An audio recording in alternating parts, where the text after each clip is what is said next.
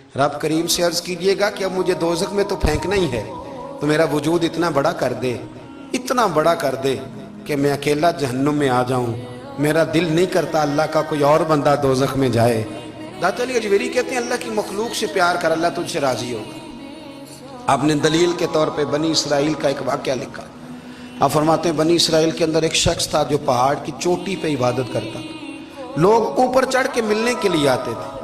रस्ते में एक ढलान थी, लोग उस पर चढ़ते तो पांव फिसल जाते, बहुत सारे लोग गिर जाते। एक दिन वो शख्स कहने लगा अल्लाह अगर तू इसे ना बनाता तो क्या होता, ऐसे बेकार बना दी, रब नाराज हो गया।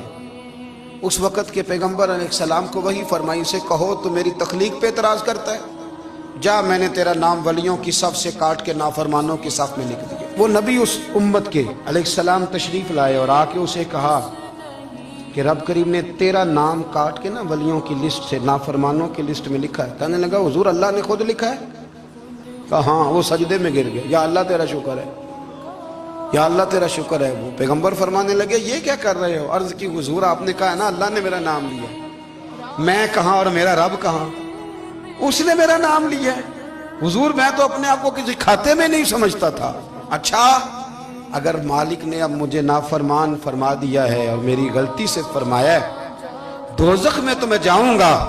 हुजूर आप अल्लाह के नबी हैं, आपके जरिए की इल्तिजा है मालिक के हुजूर, रब करीम से अर्ज कीजिएगा कि अब मुझे दोज़ख में तो फेंकना ही है, तो मेरा वजूद इतना बड़ा कर दे, इतना बड़ा कर दे कि मैं अकेला जहन्नुम में आ जाऊं।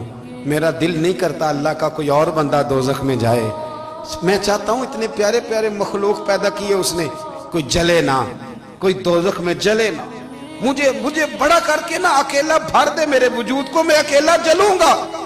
अर्ज करें रब की बारगाह में। वो पैगंबर वही खड़े थे, वही आई, ऐ मेरे नबी से कह दो तू मेरे बंदों से प्यार करता है तो मैं तुझसे प्यार ना करूं?